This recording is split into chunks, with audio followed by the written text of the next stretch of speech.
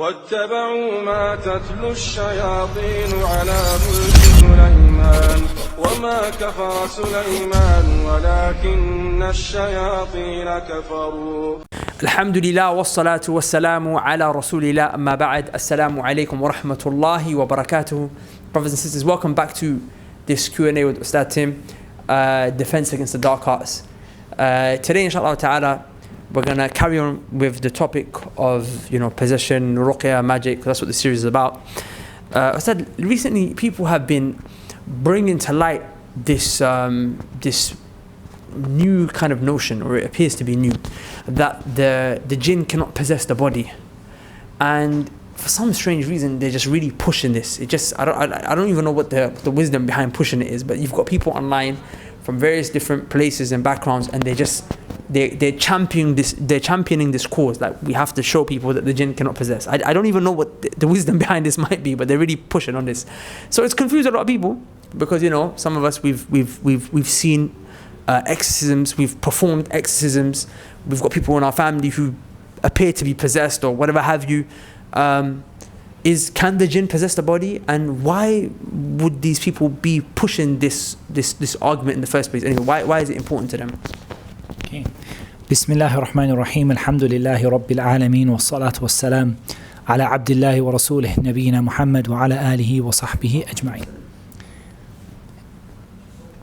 I think whenever you have a disagreement in anything, Allah Azza wa Jal has commanded us to take it back to the Book of Allah and back to the Sunnah of the Prophet Sallallahu Alaihi Wasallam. Now, as we're going to see in this issue, bi'idhnillahi ta'ala, in this video, and this is not a comprehensive reply, I want to make that clear, that I'm not going to give now what is a comprehensive reply. In fact, the likes of the reply that Sheikh bin Baz rahimahullah ta'ala wrote in detail in response to people who had this belief, that requires a written, detailed reply to discuss the evidences and the doubts that the people have. But I just want to sort of cover a few basic points. I think first of all, we need to understand that this issue is not an issue about which the scholars of the Sunnah differed. It is an issue which the scholars of Bid'ah and the scholars of Sunnah differed over. In other words, the scholars of Ahlus Sunnah are of consensus, and from those who narrated that consensus is Abu al-Hasan al-Ash'ari and Shaykh al-Islam ibn Taymiyyah rahimahullah ta'ala. Both of them narrated the consensus of Ahlus Sunnah on the issue that the jinn enter the body of a person. And in reality, the people who disagreed with this in the past were not people of the Sunnah. As Shaykh al-Islam said, the people who went against this were from the Mu'tazila and those who followed them from the Asha'ira, because we know that the Asha'ira went through different phases, and one of the phases that they went to is that towards the later part of the Asha'ira, they went back to their Mu'tazili sort of belief, or closer to the belief of the Mu'tazila. Those were the people who held this opinion, as Shaykh al-Islam ibn Taymiyyah rahimahullah ta'ala mentions. So we're just going to go through some basic evidences. So we take the first evidence, and this is really one of the most important evidences, which is the ayah in Surah Al-Baqarah, in which Allah Azza wa Jalla says, الَّذِينَ يَأْكُلُونَ الرِّبَا لَا يَقُومُونَ إِلَّا كَمَا يَقُومُ الَّذِي يَتَخَبَّطُهُ الشَّيْطَانُ مِنَ الْمَسِّ. Now this ayah, if we look at, for example, Al-Imam al-Shawkani rahimahullah ta'ala, Imam Ibn Kathir rahimahullah ta'ala, Al-Imam al-Tabari rahimahullah ta'ala, these are ai-imma of tafsir. And al-Shawkani especially says, in an extensive quote, that he says that this ayah proves the falsehood of those people who say that the jinn don't enter the body of the man. So the ayah says that those who devour riba will stand on the day of judgment like the one who has been possessed by the shaitan, leading him to insanity. And as we said, many of the scholars from them, among them Ibn Kathir, among them Shawkani, and others, they mentioned that this ayah is a refutation of those people who say that the jinn don't enter the body of the man. So for example, Ibn Kathir rahimahullah ta'ala, he said they will not stand from their graves on the day of judgment except like the one who has been possessed by the shaitan while he is being possessed, and the shaitan has made him turn into or go insane, has made him become insane. So Allah subhanahu wa ta'ala in this ayah is affirming possession of shaitan. That is what we're saying here is, that is how the Salaf understood this ayah. Okay. Because at the end of the day, tafsir is not my opinion or their opinion or anyone's opinion. Tafsir is understood in the light of what the Salaf understood. And we go back to that statement of Shaykh al-Islam, that this issue of possession of the jinn, this was the tafsir of the Salaf for this ayah. The Sahaba, those who came after them. And it wasn't until the philosophical sects who put their intellect before the text that people actually started saying there is no such thing as this. And the interesting thing is to ask, how do the philosophers respond to this ayah? The Mu'tazila and those people of Ilm al-Kalam and rhetoric, how do they respond to this ayah? In the most strange way. They say, yes, this ayah mentions jinn possession, but it mentions it according to an old tradition of the Arabs, where the Arabs had this mistaken idea that jinn possess people. They believe that jinn exists, but that jinn possess people. And this ayah was basically just giving an example of what the Arabs used to believe and not actually talking about what will really happen Yawm al-Qiyamah. That is such a strange ta'weel of the ayah. It's like you're literally trying to go around the houses to avoid the fact that the shaitan possess people. But anyways, a person may say, well, this ayah isn't clear to me.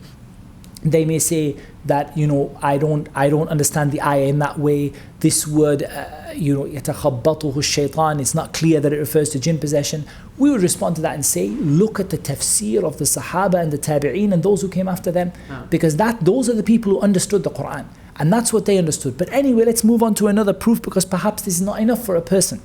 So as we said, there are a number of the scholars of Islam who quoted this as being something that happens. For example, we said that Al-Ash'ari in Maqalat Ahl-Sunnah wal-Jama'ah, he said Ahl-Sunnah say that the jinn enter the body of the one that is possessed. And this is an opinion that he's narrating from Ahl-Sunnah. And this is the opinion of Ahl-Sunnah, meaning the people who came before him, that is what they all said. That's interesting, because the ones who are actually popularizing this view are the Ash'aris. But the thing is that they have gone back to the way of the Mu'tazila. Okay. So essentially they have left the opinions of Abu al-Hasan al-Ash'ari, who's the founder of their belief, and they've gone into they've gone back to the way of the Mu'tazila, who are the real people who denied that the jinn enter into the body of the person. So if we go to Al-Imam Ahmad, Abdullah, the son of Al-Imam Ahmad, he said to his father, I said to my father, there are a people who believe that the jinn don't enter the body of a person. He said, oh my son, they are lying. Who is it that speaks upon his tongue? So now you have a statement from the likes of Al-Imam Ahmad, rahimahullah ta'ala, affirming that was the belief, that this belief that the jinn don't enter the body of a person, this was a rare belief. It was a belief that was being refuted by the early scholars of Islam. So this issue is that old? This issue is that old. It's as old as the Mu'tazila, or almost as old as the Mu'tazila, maybe not the first of them, but it's as old as the main body of the Mu'tazila is. So it's a pretty old issue. And what's profound is you have Imam Ahmad, and him and his camp, Ahl Sunnah, are the ones who are saying it does possess. And then you've got the people who were essentially beating Imam Ahmad, imprisoning him. Those are the ones who hold this view. You have some, it just gets clearer and clearer. But then you go on to the ahadith of the Prophet sallallahu alaihi wasallam. So you see that a narration narrated by Ahmad and Al-Bayhaqi, that the Prophet sallallahu alaihi wasallam came to a person who had been afflicted by insanity, and he said, "Ukhruj aduwallah, ukhruj aduwallah." Get out, O enemy of Allah, get out, O enemy of Allah. And in some of the wordings, ukhruj aduwallah, ana rasulullah. Leave, O enemy of Allah, I am the messenger of Allah. And then the person became immediately better. Okay. So we ask, who is the Prophet ﷺ telling to leave? Sahih. And it doesn't make sense to address a medical condition, or medical condition, leave. And leave is something you say to someone who is there in the first place. And this is not the only, we have narration after narration. This hadith is narrated by Imam Ahmad and Al-Bayhaqi. Then you have in the hadith in which the Prophet ﷺ said that the shaitan yajri في ابن آدم مجرى الدم أو كما قال صلى الله عليه وسلم, that the shaitan runs through the body of the children of Adam in the place or in the way that the blood flows. مجرى الدم, the place, and the places that the blood flow through, the shaitan runs through those places. When you take all of these together, and we haven't by any means discussed all of them, we have only just discussed a handful. But what I'm saying is, we take the Quran, and we take the Sunnah, and we take the consensus of Ahl Sunnah, the people of the Sunnah from the early generations, and those who followed them in good, as it was narrated by Ibn Taymiyyah, that the only people known to oppose this issue were the Mu'tazila and some of the Asha'ira. And we see that the truth is very clear for the person who wants to see. And then we add to that the witness of our own eyes. And wallahi, these people, this is where it gets to me to be even more ajib. Because wallah, I'm used to people falsely interpreting the Quran and falsely interpreting the Sunnah and ignoring the ijma' of the Salaf. But wallahi, how can they ignore their own two eyes? Instead, what they say is, well, this person has psychological illnesses. Wallah, a person who floats 5 feet off the ground has a psychological illness? And how does he float 5 feet off the ground? A person who speaks in languages instantly, in a language that they could never have understood and never have had any exposure to. And they suddenly start speaking in French, and they've lived as a Bedouin in the desert in Saudi Arabia with no contact with people, and they suddenly instantly start speaking French. And then when you read Quran over them, they stop speaking French. Wallahi, I can't understand why these people would reject it. Yes, now this is very important, and this is mentioned by Sheikh bin Baz rahimahullah ta'ala, and he has an extensive risala on this topic. And inshallah, if Allah makes it easy, we translate it so that people can benefit from, because we're just making just a few points here. I'm not going into details. But if you look at what Sheikh bin Baz said, he said, be careful here. We aren't saying that everyone who has epilepsy has jinn possession. Because this is where these people confuse you. They say, yeah, but we have cases that are proven where we have given this person some epileptic medication and they never had a problem again. I agree with you. Not every case of insanity is jinn possession. And not every case of epilepsy is jinn possession. And not every case of schizophrenia, wallahu alam, is jinn possession. But at the end of the day, the concept that the jinn can cause these effects is something that there is no reason to deny it. And then we turn to the people who say otherwise, and we ask them, what is your daleel? What do you have? And honestly, the majority of what they have can be categorized into two things. Either ayat which are uncertain, which are unclear in terms of the meaning. So they take a meaning and they just apply that meaning to what they want. So وَمَا كَانَ لِي عَلَيْكُم مِّن سُلْطَانٍ, I don't have any authority over you. Shaitan speaking. Shaitan saying, وَقَالَ الشَّيْطَانِ لَمَّا قُضِيَ الْأَمْرِ. Allah subhanahu wa ta'ala tells us what the shaitan will say on the day of judgment when anything is over.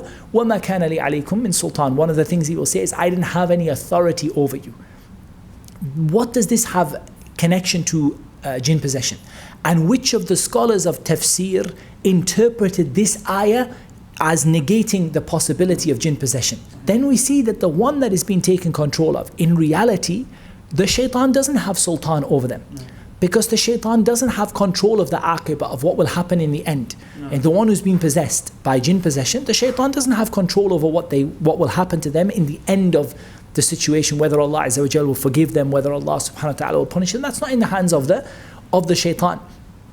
And the fact that the shaitan forces them to do something, bear in mind that once again we have this affirmation that human beings can force you to do something. And nobody denies this, that you can have such a thing as al-mukrah, the one that is forced to do something or compelled to do something. So if we can affirm that human beings can make ikrah of someone, they can force someone or compel someone to do something, then again, what is the issue with the jinn compelling someone to do something? At the end of the day, if they're compelled and their heart is full of iman, then this is not something that they will be held accountable for, and so on and so forth. But the point is that nobody who made tafsir of this ayah from the well-known scholars of Islam, other than the Mu'tazila and the Asha'ira, the well-known scholars of the Sunnah did not make tafsir of this ayah or these ayat that mention sultan and say that the shaitan, this means that the shaitan cannot possess a person and cannot cause a person to have an epileptic fit. Then we also want to say, when a person has an epileptic fit and falls on the floor, from where did we get the idea that this is the sultan of the shaitan over them? Yani that the shaitan now has sultan over them, yani he has complete control over them. It's not the case. Those who do ruqyah know that the shaitan has a limited control, just like a person has a limited control. Absolutely. Just like I can grab hold of your arm for 5 minutes and pull you, but after a while you're going to pull me back. And the same thing happens when the shaitan, that's powerful, controls a person. It's not an absolute control that every moment of their waking life they are under the influence of the shaitan, but it's the case that there's a back and forward, a pull and a push between the patient and between the shaitan. Just like if a human being was to grab you. The other thing that this second group, and again, I want to make it clear that it's not a detailed discussion. So what was the first group again? It was those who... So we're talking about the first issue. The first issue is using the ayat, which are using the ayat in a way that was not used by the scholars of tafsir or was not understood by the salaf. That's the first So group. the second group are those people who effectively just use their intellect. Okay. And that's very consistent with the Mu'tazila and the Asha'ira and those who followed them from the Mutakallimin, is that one of their usul, one of their principles, is that they reject those things that their intellect cannot understand. No. And there's no doubt that the intellect cannot understand how the jinn possesses a person. No. And this is from the ghaib that Allah Azza wa Jalla and His Prophet ﷺ informed us about. It's not something that we can easily grasp with our intellect. No. How does this work and how are the jinn? So these people, when they could not reconcile the jinn possession with their intellect, they denied it. This is something which is, a well-known principle of that particular group, of that particular deviant group, that they use their intellect as the deciding factor to which parts of the Quran and the Sunnah they accept and which parts of them they reject or they make ta'wil of, they interpret them in a way that is suitable to their beliefs. Ultimately, this is something, again, that was rejected by the scholars of the Sunnah, that we are people who put the evidence before we put the issue of how people's intellect work. And everyone's intellect is different. Everyone understands things in a different way. For me, my intellect has no problem understanding the shaitan entering the body of a person, and it's something I've seen with my eyes in ways that could not be explained by psychological illnesses or illusion or something like that. It's something, you see it, people who do ruqyah see this every day. So it's not something that I find particularly difficult to believe. But even if I did find it difficult to believe, I go back to the Quran, I go back to the Sunnah, I go back to the ijma', and I see that this issue is not an issue which is complicated or an issue which is confusing to people, but it's just that people who make tashwish, they just, whisper in the ears of people. Why? Either because they have a lack of experience on the topic. For example, they haven't done a lot of ruqyah, so they don't know the reality of this. They just saw some YouTube videos, and based on that, they just said to people, okay, this is just a joke. Okay, again, we say some of these YouTube videos are a joke. Some of these YouTube videos are fake. But in the end, that doesn't negate there being a real issue that takes place. And for other reasons, people want to promote their own agendas and their own beliefs. And at the end of the day, that doesn't change the reality of the situation. It doesn't change about the fact that this is something that is proven by the Quran and by the Sunnah and by the consensus of Ahlul Sunnah wal Jama'ah, as Ibn Taymiyyah rahimahullah ta'ala and others narrated. So I think and again, I'm emphasizing that, this is just ta'liqat, just a few points on the topic, because in reality it needs a proper refutation to be translated and published. Bi'idhnillahi ta'ala, like the refutation of Shaykh Ibn Baz rahimahullah ta'ala to those people who said this.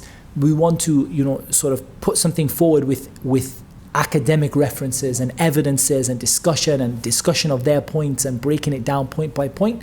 That's something that's not really practical to do in a little video, but just I wanted to comment on a few of those issues, inshallah. But inshallah, the detail and the individual response to each of their points, that needs to be done formally through something written, bi'idhnillahi ta'ala, and then that maybe can be made into a video later on, inshallah ta'ala. Barakallahu feek, because I know a lot of people have been asking this question, so hopefully that will give some clarity. If I may just also add, brothers and sisters, I think it's important that you identify something here. sometimes people they put out certain beliefs. We as Ahlul Sunnah, we have certain usul, we have certain beliefs by straight away. If I hold this belief, you know that this person is a person who's on the path of the Salaf, on the path of the Sahaba, on the path of Ahlul Sunnah wal Jama'ah. The same way the people of misguidance, they also have certain beliefs that when they portray them straight away, that's indicative of the fact that this person is not Ahlul Sunnah. I'm not saying necessarily it's clear cut this person's out of the fold of the Sunnah, but it's an indication that we need to be a bit cautious now. So the reason I'm saying this to you is because a lot of the people who are putting this out there, these are indicators that they have a problem with the path of the Sahaba, the path of the Salaf, the path of Imam Ahmad, Imam Abu Hanifa, Imam Malik, Imam Shafi'i rahimahumullah. So approach with caution, and I would advise you to not give them any more attention, not lend your ears to them. Some of you will argue, I know, that these people are people who teach hadith, they're people of sunnah, whatever have you. And I just want to mention to you the statement of Mufaddal ibn Muhalhal rahimahullah. He says something very powerful. He said, whenever you sit with a person of misguidance, when you sit with a person of bid'ah, this person will never straight away tell you what his beliefs are, what his true belief is, because he or she knows that you will reject it straight away. For that reason, they will only speak to you about sunnah. They will tell you hadith. They will teach you sciences that the people who are adherent to the sunnah will study. They'll mention to you all of these quotes, these buzzwords like sunnah, hadith, salafiyyah, and sometimes they'll even quote you Ibn Taymiyyah. They might even teach you a book by Ibn Taymiyyah to make you feel like, I'm with you guys. And then slowly they start to put your beliefs into you. That's what Mufaddal ibn Muhalhal said. And wallahi, it's very true. Whenever you sit with these people, they won't tell you what the true belief is. As Ustad Tim just mentioned, that they're trying to take you on a journey, right? The ultimate belief is belief of that my intellect goes before the Quran. As Razi said, Al-Razi, he said, they call him Imam Al-A'zam, the great Imam, that if I come across an ayah that seems to be contradicting with my intellect, then I have one of four options. Either I deny both the Quran and my intellect. He said, that's impossible, you can't do that because you won't make any progress. He said, or I take both my Quran, or I take the Quran and I take my intellect. And that again, he said, is impossible because they both are contradicting each other. He said, or a third option is I could ignore my intellect and take the Quran.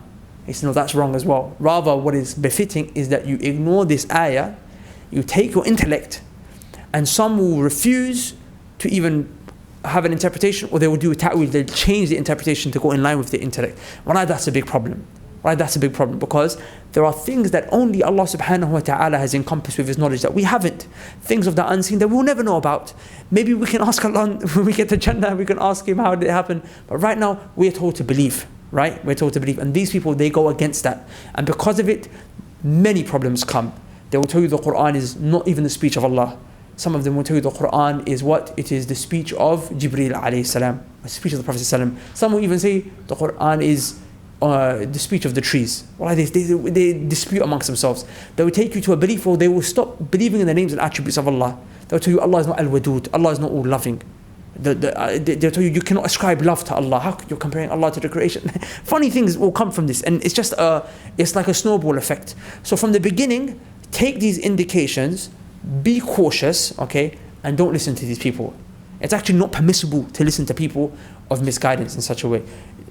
Have I? Is it okay? Inshallah, we'll carry on with the next question. Assalamu alaikum wa rahmatullahi wa barakatuh.